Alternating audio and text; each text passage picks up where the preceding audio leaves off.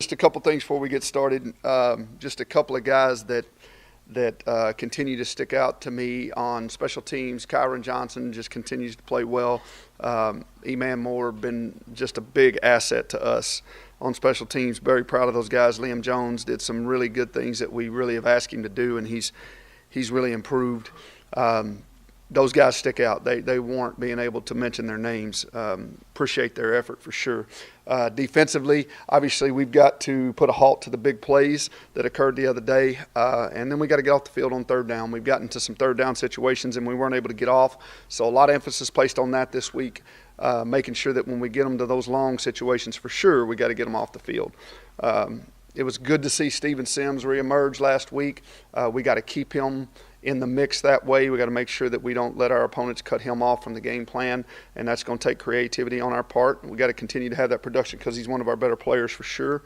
And then we got to continue to take care of the ball offensively. We turned it over once last week, uncharacteristic of us. We hope that continues to be uncharacteristic.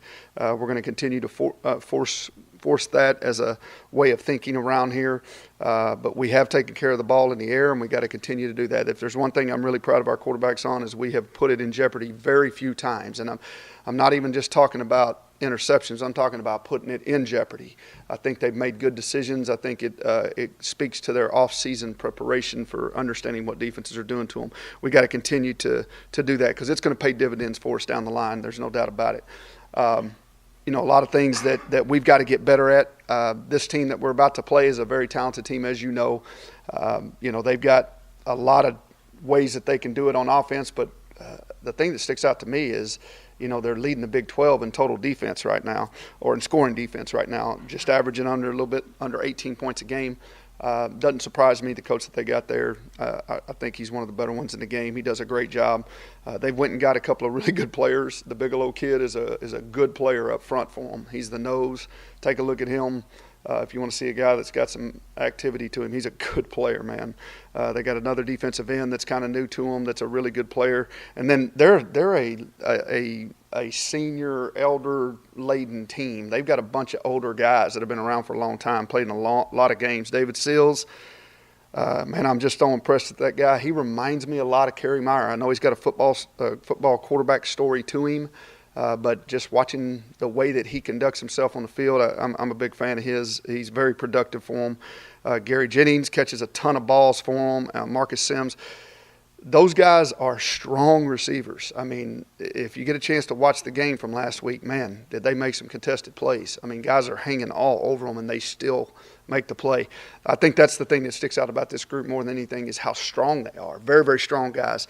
And then the quarterback's super special. Really good player. Man, he can move around too. That's the thing that I think makes him – his future is going to be so bright, but the guy moves around so well. I don't know if any of you guys got to catch the special on him and his family, but it's a pretty unique story. Man, he's a great player, really good player. They've got a bunch of players. T.J. Simmons is another guy that wears number 1 for them, I believe. He's a guy that just keeps sticking out to me for them offensively. I want to say it's McCoy, the running back, is a quick dude, man, number 6.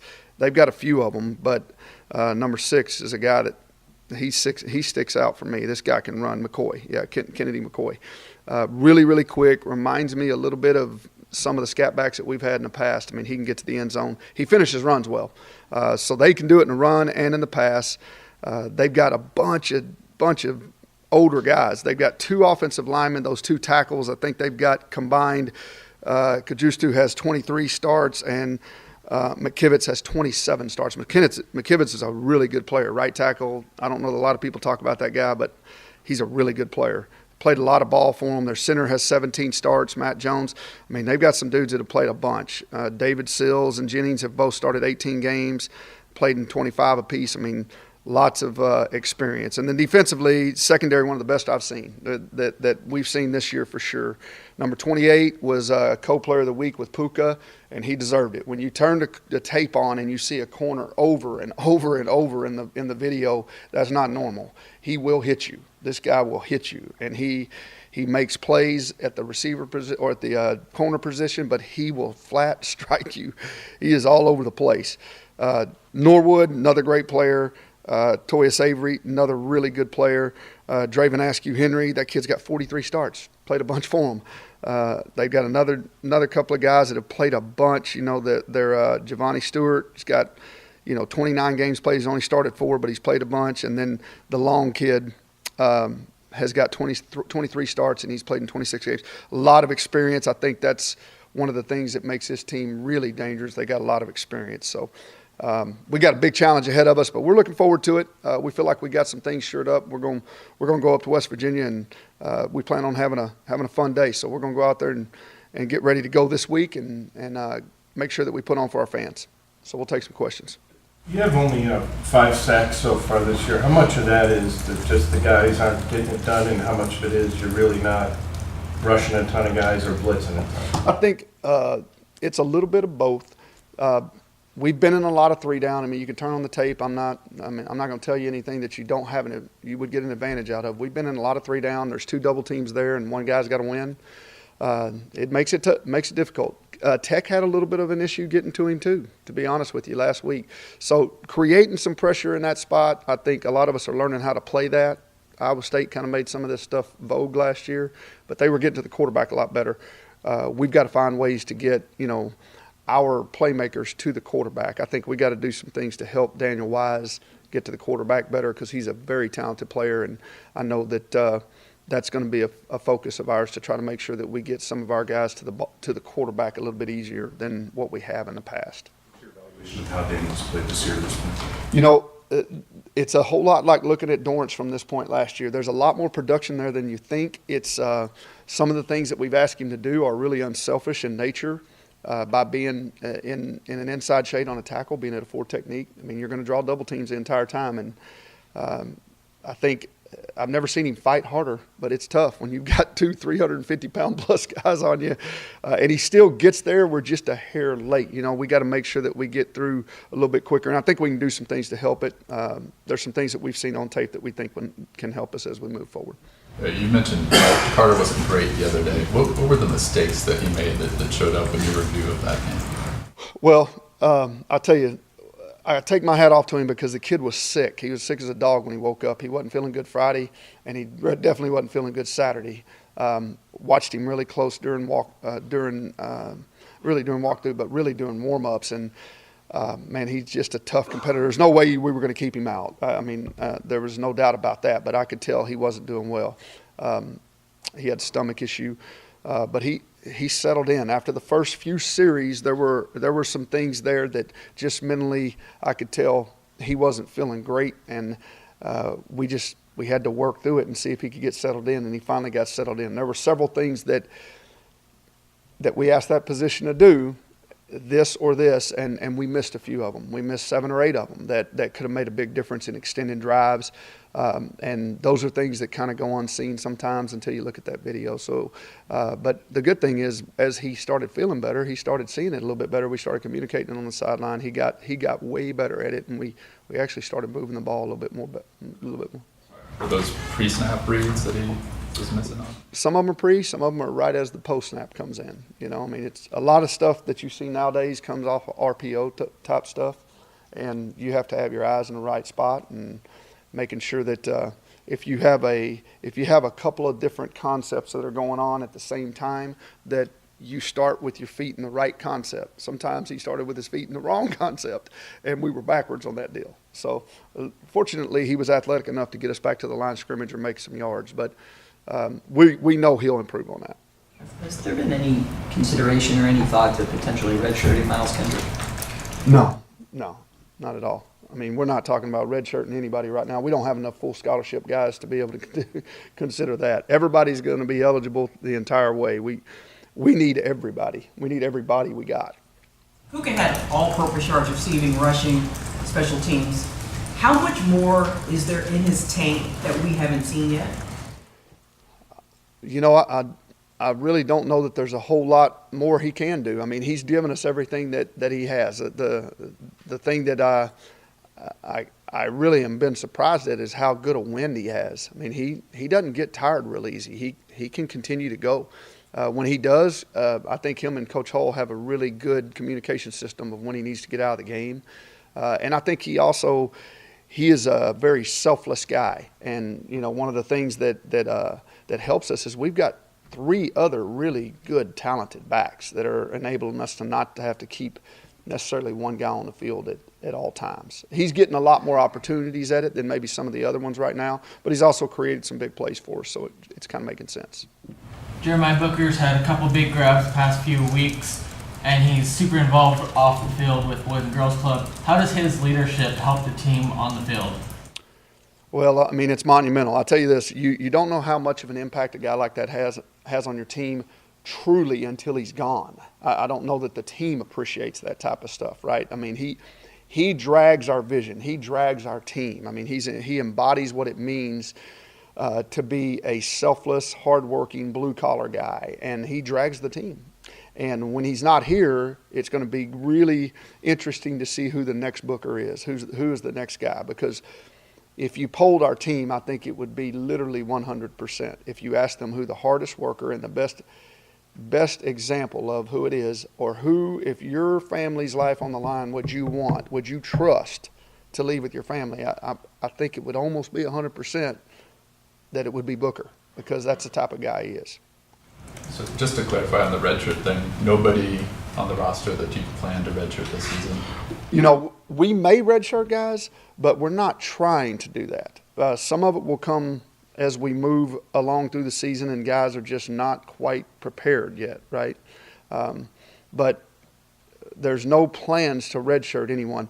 I'll give you a great example. Like, really looking at Carter, he doesn't necessarily have one left, but he wasn't ready at that time, right? Elmore Hempstead wasn't completely ready early, but he's starting to show signs that he's getting there, right? Particularly with a lot of our younger guys. And we've got 25 seniors. So we've got the ability, and most of those guys are playing, so it gives you the ability to let those others grow before they have to get completely thrown into the fire, right? So we're not planning on it. Doesn't mean it won't happen, but we're not planning on it. Coach, in that Tech-West Virginia game, Greer throws for 278, 3 touchdowns. You get a big lead at halftime. And before the pick six, West Virginia had less than 100 yards offense, 6 first downs. Did Tech change things schematically or just execute their base defense better? I think they executed a little bit better. If you turn on that game and watch the first half, I've never seen receivers make catches like they made. I mean, the guys were all over their guys, and they made catch after catch after catch. I mean, it was amazing. It was one of the most impressive performances I've seen in a long time. And I mean, I'm talking about Tech was all over them. I mean, I don't know if you could cover any better. I texted my buddy last night over at Tech, and I was like, man, y'all covered them well. And they still made the play. I mean, those dudes, they are talented. That Marcus Sims guy is extremely fast. They're just big, strong guys. And I think the second half, maybe they weren't quite as on as they were in the first half. I think that helped Tech a little bit. But Tech settled in, started playing. They started breaking up some balls and did some things that they missed a couple opportunities. Number 8 got deep on them once, and those corners settled down and they kind of cut that off, and that helped a little bit. Do you have an update on Ricky Thomas? He's not going to be available for this week. He won't be available for this week. Hopefully we can get him back. You know, we got a bye week coming up. We're hoping to get him back after that bye week. Tough kid, working hard through it, but suffered a pretty significant setback. So hopefully we can get him back. We need him back. He can be helpful. Is Hassan's on knowledge of safety maybe not ready for him to play as much as he has? Or? You know, we've asked him to move over there and play that. I know that he's got a lot that he has to get better at and learn, and that comes with not playing the position a lot, even though it's more of a nickel-ish type deal that he's playing, but there's still some differences to it. So I look for him to continue to improve. You know, we're also going to continue to look at other guys because some of them are starting to get to a point where they can help too, right? They're starting to become more knowledgeable on what we're doing, and it's going to help us not necessarily have to play those guys as many snaps, hopefully. Tornadoman is a guy who's improved steadily the entire time he's been here. He's played a lot. Is his knowledge back there helpful with guys who need to learn? I think it is, but only so much. In this league, it goes so fast a lot of times. boy, you better know what you're doing, and you've got to make sure you find the strength of the offense in terms of where the strength's set, what side you're supposed to be on, what call are we in, where's your pre-snap alignment so you can roll and disguise. That's where when you have to move a guy like Hassan, sometimes you suffer a little bit in your disguise game because the guy's got to just get lined up, right? And we got to continue to progress with him and any of the other ones that we have to move over there. To be able to make sure that we're not just showing them our hand, right? You show guys your hand, particularly teams that have been together for a while, like this guy. If he can just take a look at it, it's a long night for those teams. You better make sure that you're hiding it a little bit at least. Let's take 2 more questions. Since Big 12 play started, what have been the biggest issues with your offensive line? I know it's been a little bit more difficult. Well, you're in the Big 12. It's a whole different monster.